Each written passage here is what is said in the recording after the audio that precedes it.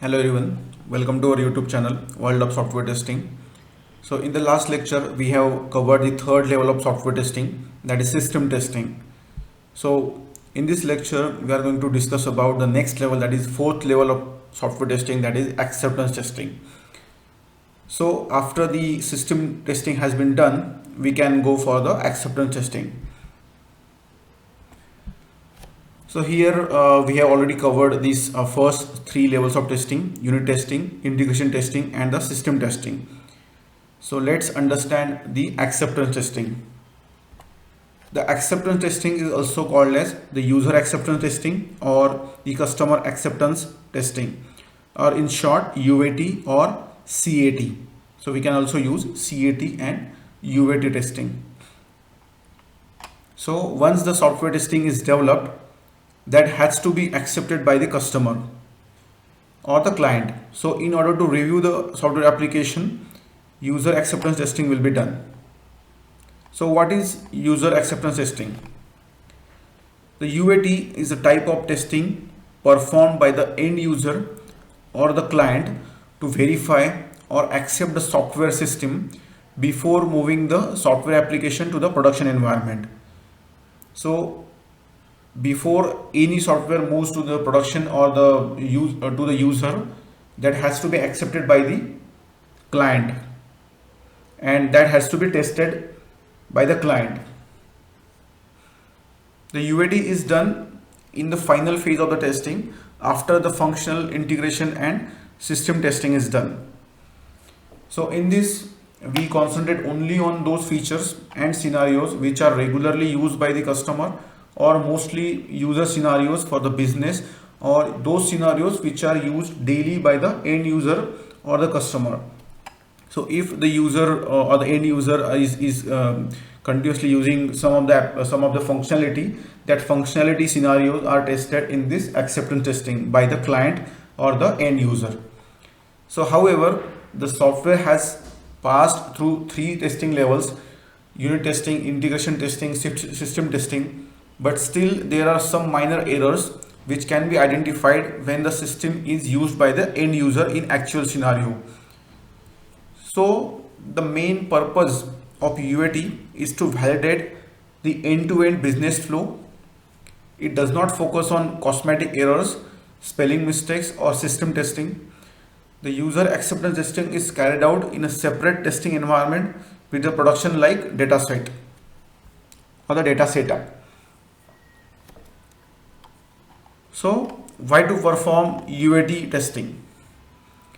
So once the software has undergone through unit testing, integration testing, and the system testing, the acceptance testing may seem redundant, but it is required due to some of the reasons.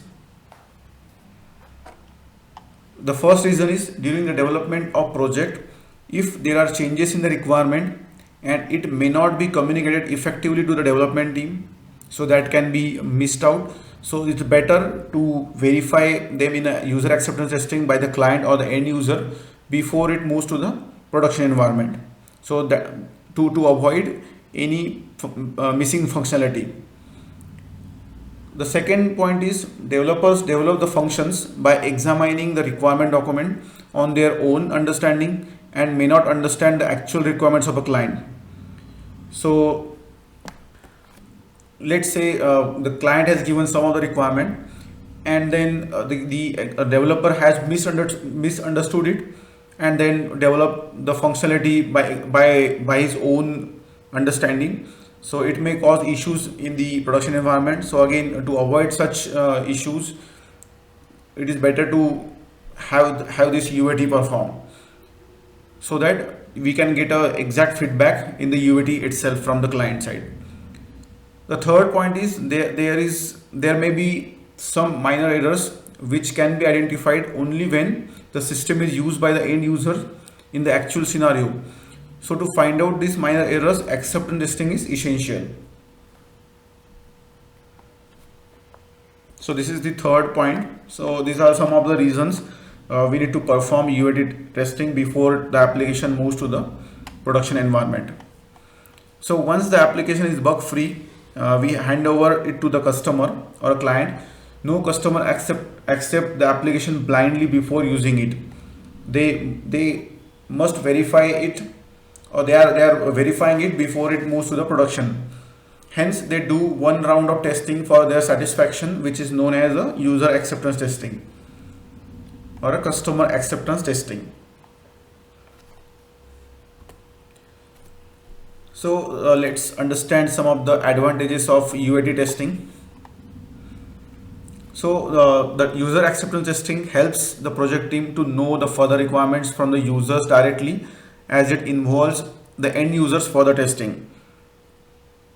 So this is the most important aspect of UAT testing. As the UAT testing is done by the end users or the client, they can get a direct feedback from their side, so that the developers or the project team can improve the application with their feedbacks. The second one is automated test execution. The third one is it brings the confidence and satisfaction to the clients, as they are directly involved in the testing process. So as a part of UAT testing, they are actually testing or actually verifying the application. So it brings the confidence and satisfaction to the clients, as they are directly involved in the testing process. So in case if the functionality is not as they were expecting, then they can directly give their feedback in the UAT, and then based on that feedback, developers work on that feedback, and then again improve the application. The fourth one is it is easier for the users to describe their requirement. So again, as we have mentioned already, that the UAT is done by the end users or the clients, then it is better to describe the requirement in that UAT call itself. The last one is it covers only the black box testing process, and hence the entire functionality of the product will be tested. So the black box testing is nothing but done by the testers, and here there is nothing to worry about the code or the internal structure of the application. So hence the entire functionality of the product will be tested in the UAT. Let's move on to some of the disadvantages of the UAT testing. The users should have a basic knowledge about the product or application. So whatever the end users are, they must have a basic knowledge to perform this UAT testing, or maybe give their feedback based on that UAT testing. If the user is not having the knowledge, then definitely they cannot give the feedback, or they cannot verify the application in the UAT testing. Sometimes users don't want to participate in the testing process. Third one is the feedback for the testing takes long time, as it involves many users, and opinions may differ from one user to another user. So let's say if the testing involves many end users, then definitely it is going to take a long time to get the feedbacks from their side. The development team is not participated in this testing process. So again, this is the we can say major disadvantage of UAT testing, because the development team is not participate in this testing process, and whatever the feedback is there from the users or the clients, that has to be followed to the testing, or maybe the product owner to the UAT testing to the development team. So let's see some of the criteria for the UAT exit criteria. So when we can say that the UAT can be passed. So before moving into production, some of these points needs to be considered. The first point is no critical defects open. So in case of any blockers or any critical defects is open, then definitely that application cannot go to the production.